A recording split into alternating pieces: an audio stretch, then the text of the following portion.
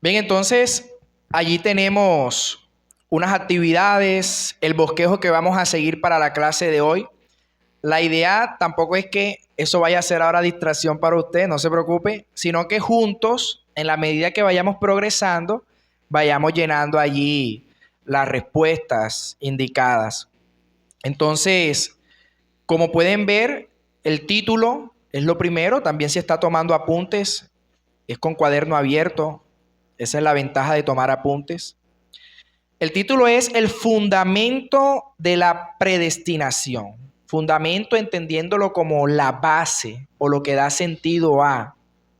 El fundamento de la predestinación. Recuerde que estamos estudiando la Confesión de Fe de Londres de 1689 y nos encontramos ¿en qué capítulo?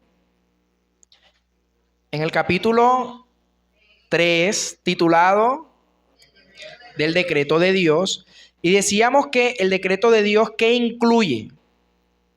Todas las cosas, todos los acontecimientos hacen parte del decreto de Dios. Todo lo que existe, todo lo que es gracias al decreto de Dios. Ahora, dentro de todas esas cosas que incluye el decreto, hay algo en particular relacionado con la salvación que se le ha llamado predestinación.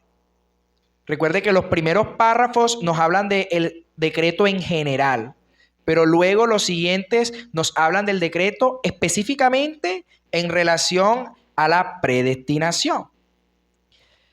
Entonces, hoy que la predestinación está incluida dentro del decreto es un hecho, porque ya de eso pues hemos hablado. Entonces, ¿cuál va a ser la pregunta central? ¿Cuál va a ser la pregunta central? Usted la tiene allí resaltada. ¿Qué movió a Dios a escoger a los que escogió? Ahí tiene el párrafo 5, que es el que hoy vamos a estudiar, y además tiene la pregunta central. ¿Qué movió a Dios a escoger a los que escogió? ¿Miró Dios algo bueno en nosotros? ¿Previó fe? ¿Previó obediencia? ¿Previó perseverancia? ¿Previó mejores decisiones? ¿Había alguna diferencia en las personas que inclinó a Dios a elegirlas?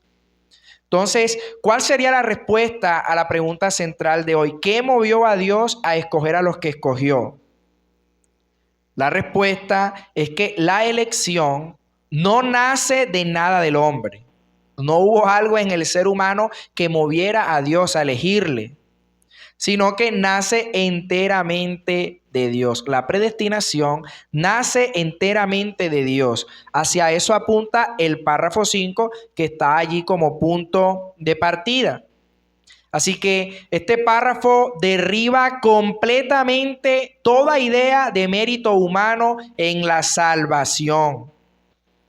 Nos lleva hasta antes de la fundación del mundo para mostrarnos que la causa de nuestra elección, la causa, lo que lo movió, no estuvo en nosotros, sino únicamente en su propósito eterno, en el beneplácito de su voluntad, en su libre gracia, en su amor soberano.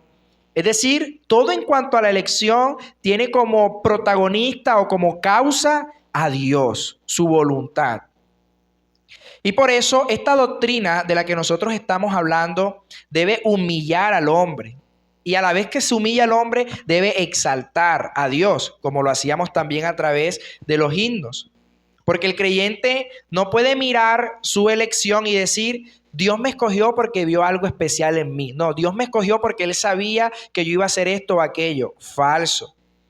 Más bien todo creyente debe caer de rodillas y cuestionarse y preguntarse, Señor, ¿por qué yo? Y llegar a la conclusión, definitivamente todo fue por su gracia. Definitivamente fue por su gracia. Y precisamente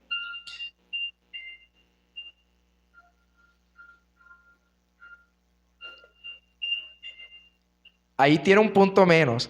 Y precisamente eso es lo que Pablo enseña en muchas de sus cartas, como en Efesios capítulo 1, cuando nos habla que según nos escogió en él antes de la fundación del mundo, o en Romanos 9. Todas estas cartas, todos estos versículos apuntan hacia la adoración, hacia la humildad, hacia la gratitud. Y por eso Pablo dice, no te debes jactar, no te debes jactar. Entonces, mis hermanos, hoy vamos a hablar de dos grandes verdades, o vamos a dividir, como pueden ver allí en el bosquejo, con respecto a este párrafo 5, recuerde el título, el fundamento de la predestinación. Vamos a ver primero lo que sí es el fundamento y segundo lo que no es el fundamento. Y lo hacemos de esta manera, pues, puesto que así lo presenta la confesión, procurando ser fieles a los que allí aparece. Teniendo claro, mis hermanos, que de ninguna manera la confesión reemplaza las escrituras. Al contrario, lo que la confesión hace es ordenar esa comprensión que tenemos acerca de la Biblia. Pero la confesión, en tanto que fue escrita por hombres, es falible. Pero la Biblia, la escritura, la palabra de Dios es infalible, es inerrante, es inspirada, es perfecta. Y con esto en mente, entonces, pasemos a lo que sí es el fundamento. Y aquí ya nos encontramos con la primera actividad para ustedes. Tienen 1 minuto y dice, subraye la parte del texto que responda a la pregunta ¿qué movió a Dios a escoger? Allí tenemos como primer texto 2 de Timoteo 1:9. Usted lo va a leer y va a responder las 3 preguntas que allí aparecen. Tiene 1 minuto, minuto y medio, 2 minutos. Dice, quien nos salvó y llamó con llamamiento santo, no conforme a nuestras obras, sino según el propósito suyo y la gracia que nos fue dada en Cristo Jesús antes de los tiempos de los siglos. Entonces allí tiene las preguntas, ¿qué 2 cosas hizo Dios según este texto? Ahora yo le voy a preguntar, ¿qué hizo Dios? ¿Qué acciones realiza Dios según lo que aparece allí? La otra pregunta es, ¿conforme a qué no ocurrió eso? Ahí está explícito, está literal en el versículo. Y la tercera, que es la pregunta central, si se quiere, ¿qué movió a Dios a escoger? Eso es lo que debe subrayar en el versículo. ¿Qué movió a Dios a escoger?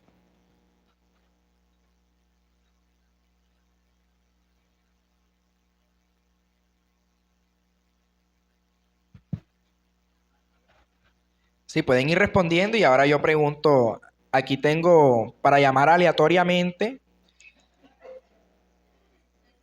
y luego la persona que salga pues responde.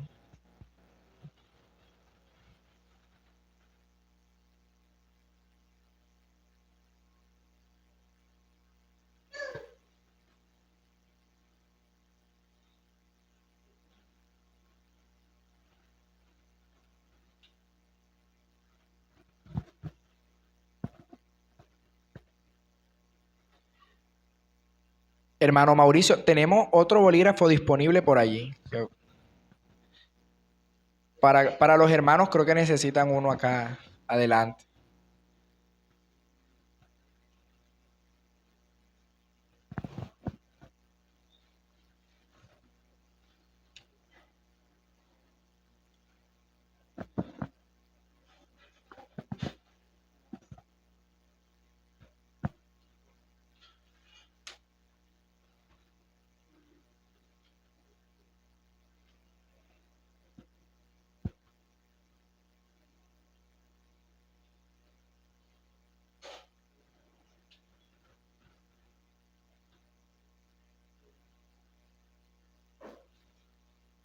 Bueno, listo, se cumplió el tiempo.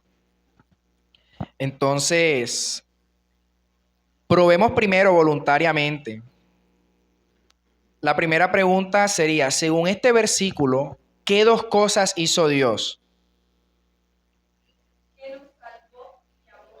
Exactamente, son las 2 acciones que realiza el Señor. ¿Quién salva? Dios. ¿Quién llama? Dios. Ahora la segunda pregunta es, ¿conforme a qué no ocurrió eso? No conforme a nuestras obras. Entonces, Dios nos salva, Dios nos llama, pero no conforme a nuestras obras. O esa no es la razón. Entonces, si esa no es la razón, viene la tercera pregunta. ¿Qué movió a Dios a escoger? ¿Cuál sería la respuesta? El propósito suyo. Más nada, el propósito suyo y la gracia que nos fue dada en Cristo antes de los tiempos de los siglos. Entonces, esas serían las primeras tres. Si usted escribió algo distinto, entonces la invitación es a que pida más de la gracia de Dios para que podamos entender esta verdad acerca de la salvación. Porque el hombre no es protagonista. Dios lleva toda la gloria. Y tenemos un segundo texto, y de hecho en este es en el que más nos vamos a detener. Entonces, el mismo ejercicio, usted va a subrayar en ese versículo, esos versículos, subrayar la parte del texto que responda a la pregunta, ¿qué movió a Dios a escoger?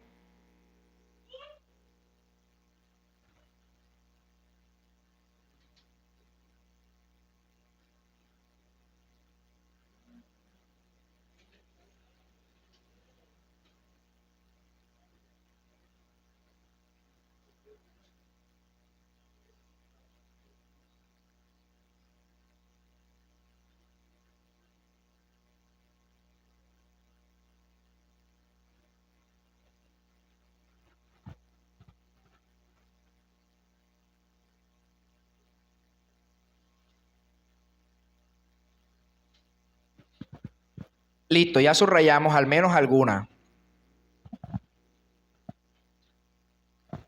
¿Quién tiene alguna para que la vaya compartiendo? Muy bien. Según el puro afecto de su voluntad. ¿Qué movió a Dios a escoger? El puro afecto de su voluntad. Muy bien.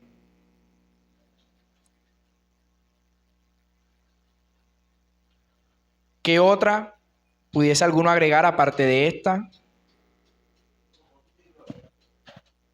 Para alabanza de la gloria de su gracia, una razón, un propósito suyo. Y también podría ser, según nos escogió en Él, antes de la fundación del mundo, nos escogió en Él.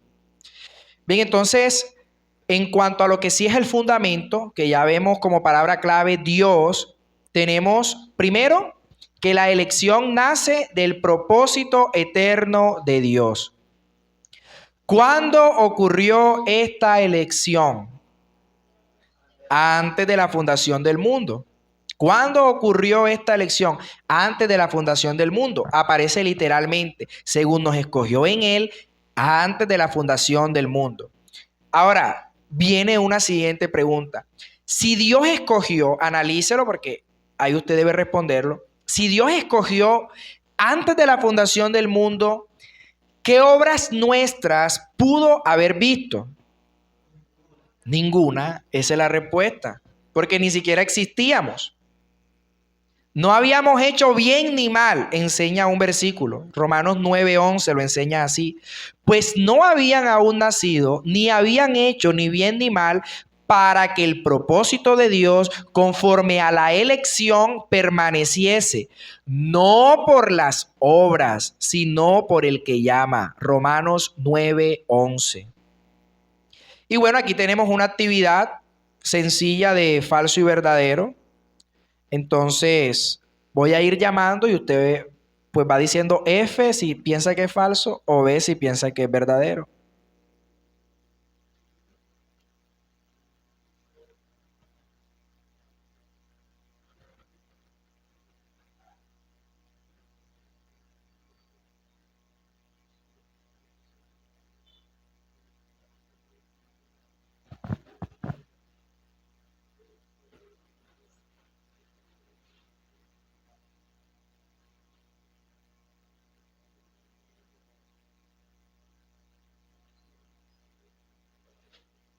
Bueno, entonces vamos a comenzar por acá, por esta fila. Primero esta fila. Hermana, Dios escogió a los creyentes después de observar sus decisiones. ¿Falso o verdadero? Falso, muy bien. Hermana, ¿la elección ocurrió antes de la fundación del mundo? Verdadero, muy bien. Hermano, ¿Dios eligió después de que el hombre existiera? Falso, antes. Y hermano, por último, ¿la elección demuestra el propósito eterno de Dios? Verdadero, muy bien, estamos excelentes. Y tenemos siguiente en cuanto a lo que sí es el fundamento, ya dijimos que la elección nace del propósito eterno de Dios, pero la elección también nace del beneplácito de Dios, del beneplácito de Dios. Y allí tiene usted también una actividad más para responder. Nace del beneplácito de Dios.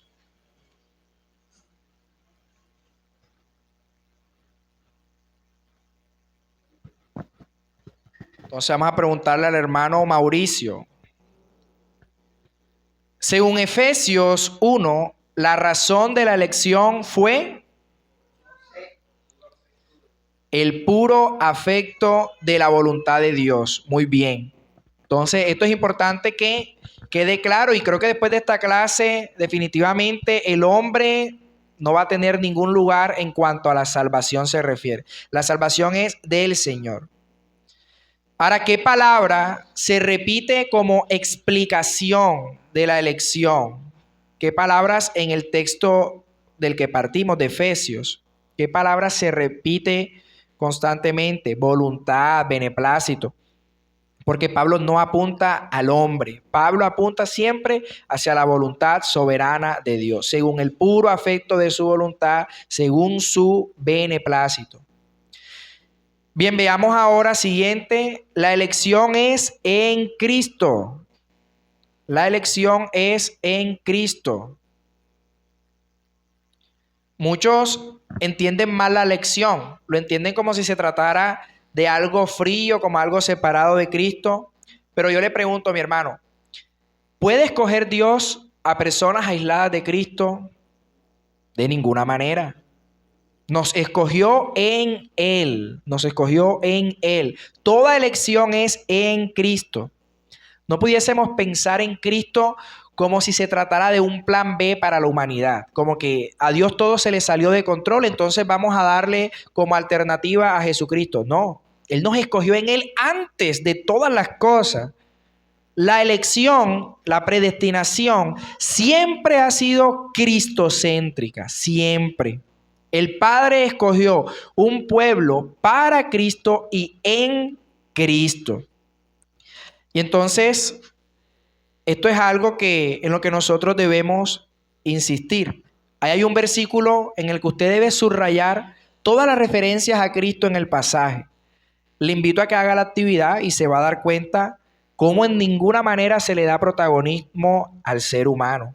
La elección es en Cristo. Subraye todas las referencias de Cristo en el pasaje.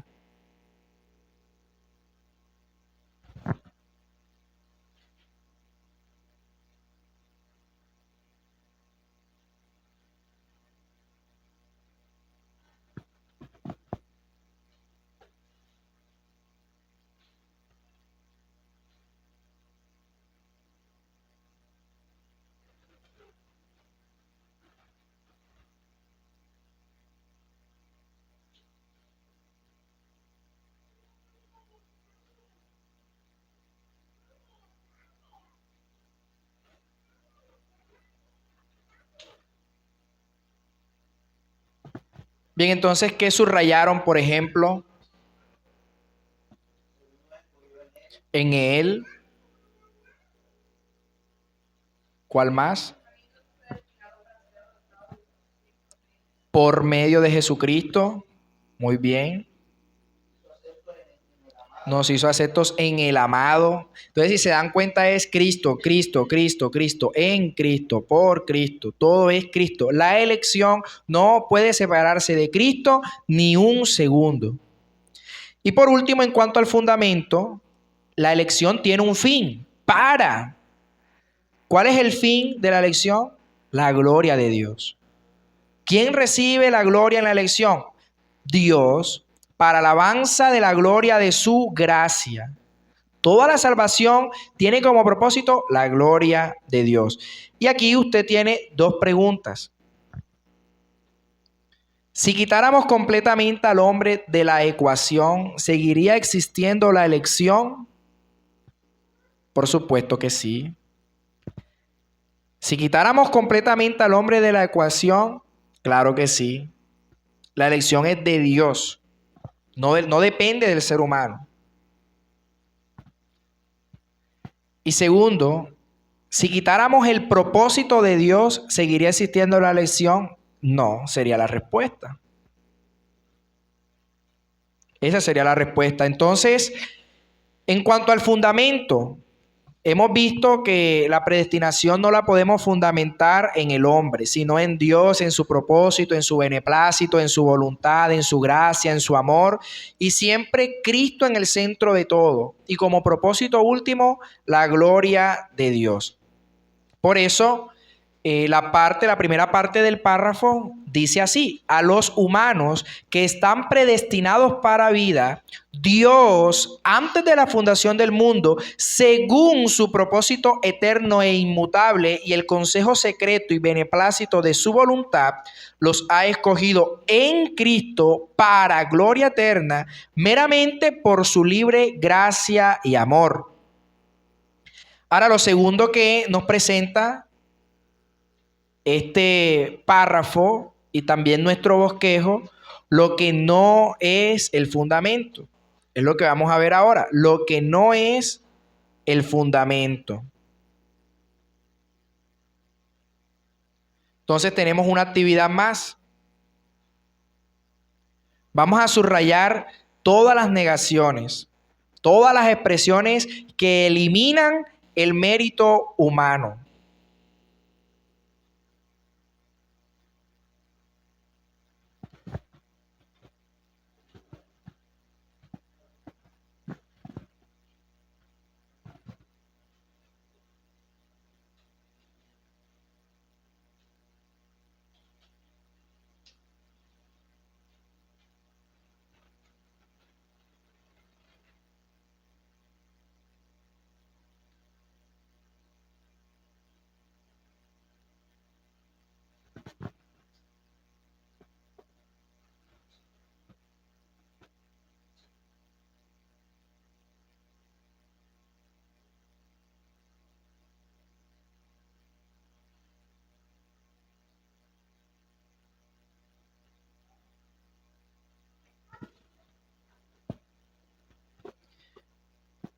Bien, entonces seguimos adelante con nuestro segundo punto, lo que no es el fundamento, o como aparece en la confesión, sin que ninguna otra cosa en la criatura como condición o causa le moviera a ello.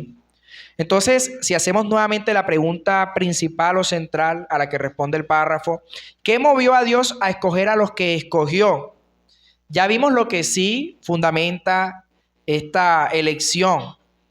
Pero la confesión no lo deja allí, no deja solo la respuesta en un sentido positivo. No solamente dice Dios, sino que también cierra otras puertas para que haya más claridad en el panorama.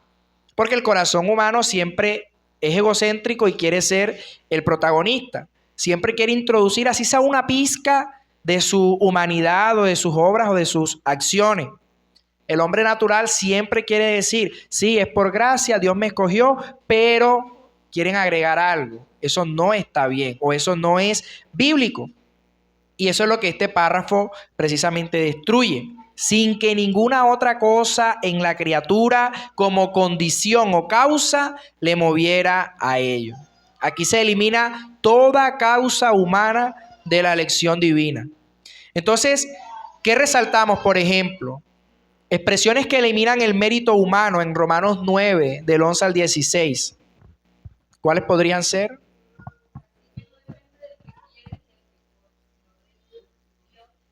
Totalmente. Esa es la conclusión, de hecho. Así que, conclusión, no depende del que quiere ni del que corre, sino de Dios. ¿Qué otra? No habían aún nacido, ni habían hecho aún ni bien ni mal. Entonces no depende del mérito humano. Y en una parte también dice, no por las obras, sino por el que llama. Muy bien. Entonces, en cuanto a lo que no es el fundamento, debemos decir que la elección no se basa en obras. Eso es lo primero, no se basa en obras. ¿Qué había hecho Jacob para ser escogido? Nada. ¿Qué había hecho Esaú para ser rechazado? Nada. ni habían hecho aún ni bien ni mal. Pablo elimina completamente las obras como fundamento de la elección. Y por eso la conclusión que leíamos. Así que no depende del que quiere ni del que corre, sino de Dios que tiene misericordia. Entonces vamos a seguir preguntando. Ahí tenemos falso verdadero y seguimos con el ejercicio.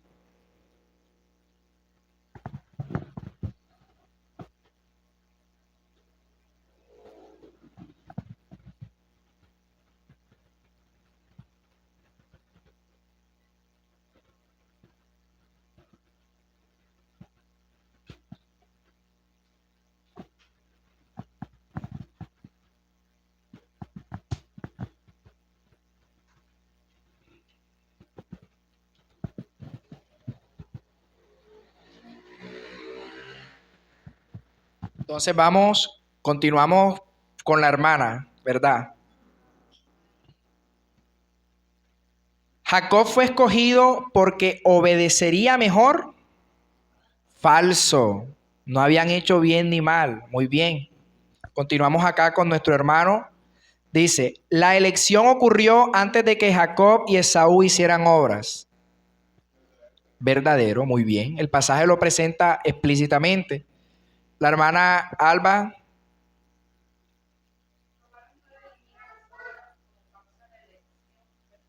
Verdadero.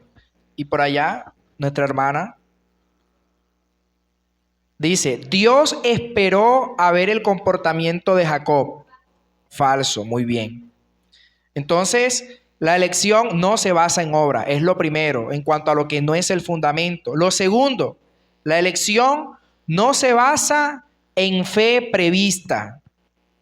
Eso es lo segundo. Si Dios escogió antes de que hicieran bien o mal, podría haber escogido basándose en una fe futura producida por ellos mismos. ¿Cuál sería la respuesta aquí? No se podría. Recuerde que la fe más bien es el resultado de la elección, no la causa de ella. Es el resultado. Y hay muchos versículos que lo presentan de manera clara. Efesios 2:8, porque por gracia sois salvos por medio de la fe, y esto no de vosotros, pues es don de Dios. Y luego dice, no por obras. Filipenses 1:29 dice, porque a vosotros os es concedido a causa de Cristo les es concedido, no solo que creáis en Él, sino también que padezcáis por Él. Y en Hechos 13:48 termina diciendo, creyeron todos los que estaban ordenados para vida eterna. Entonces, Dios no es como que Él mira hacia el futuro para ver quiénes van a creer y entonces los eligen. No, porque entonces allí se estaría colocando mérito en el ser humano. Dios no mira hacia el futuro para descubrir quién va a creer. Más bien Él determina salvar y en un momento de la historia concederá esa fe. El Espíritu Santo obrará eficazmente en la persona. Entonces tenemos allí siguiente una pregunta y es, según Romanos 9, ¿de qué depende la elección? Entonces le toca el turno a nuestra hermana. Puede pensarlo y brindarnos la respuesta. ¿De qué depende la elección según Romanos 9?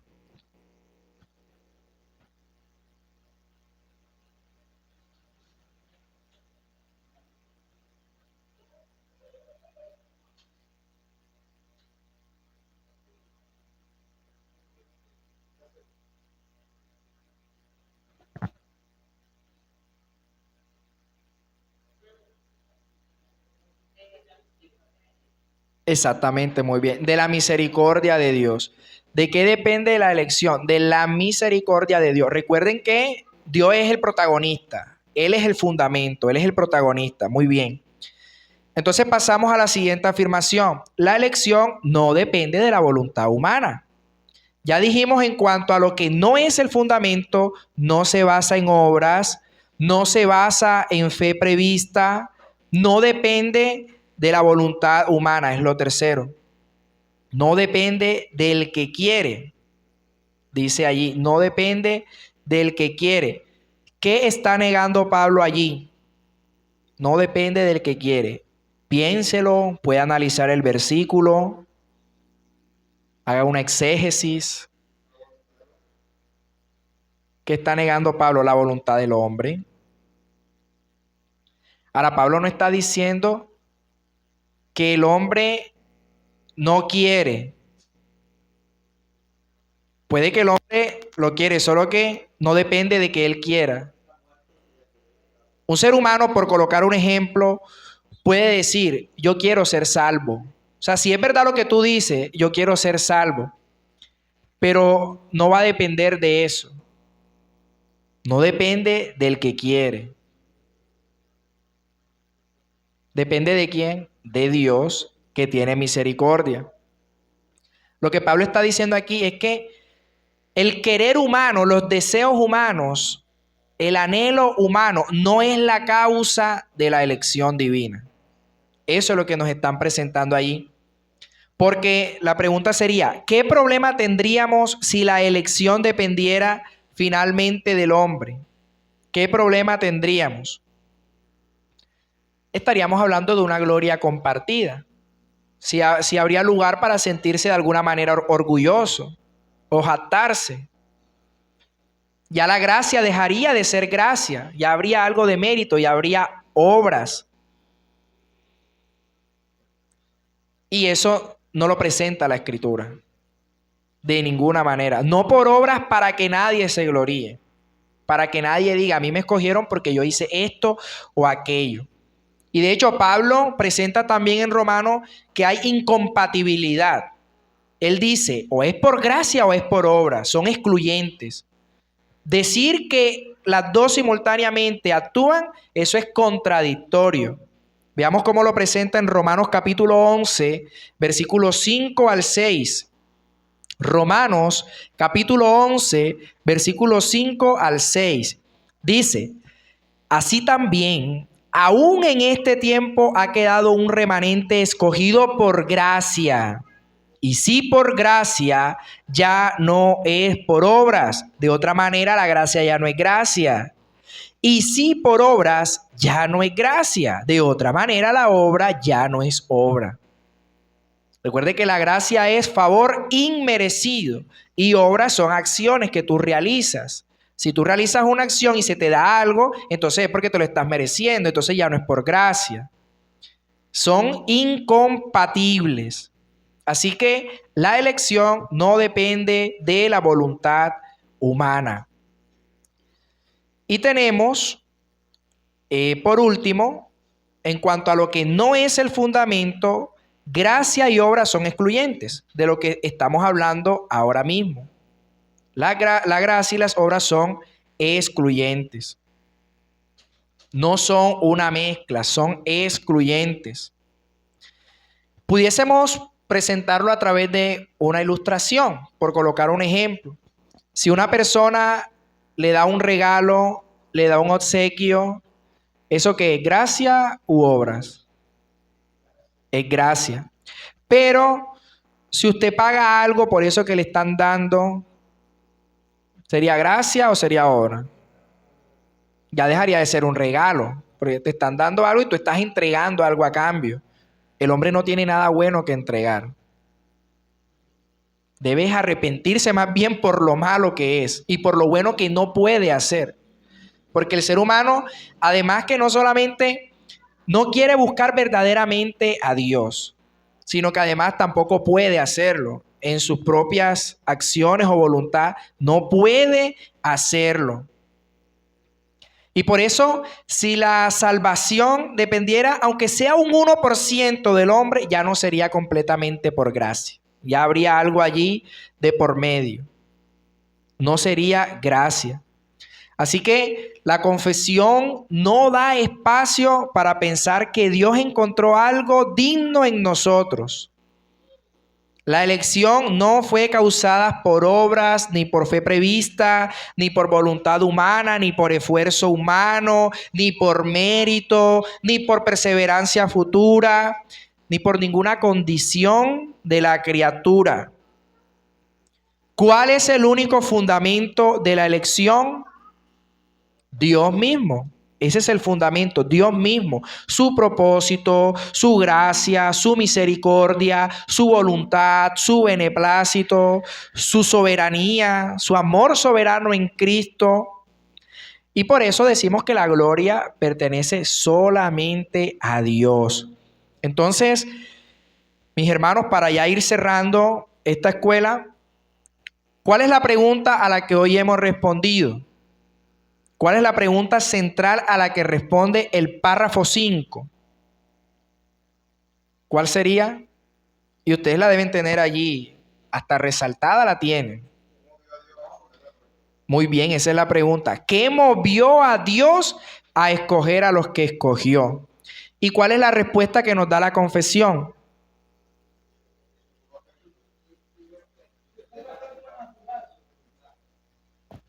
Entonces, con base en la Escritura, la elección no nace de algo en el hombre, nace enteramente de Dios. Eso es lo que hemos visto hoy. Lo que sí es el fundamento, nace del propósito eterno de Dios, nace del beneplácito de Dios, la elección es en Cristo y tiene como fin su gloria. Y también vimos lo que no es el fundamento, que lo presenta al final, la confesión.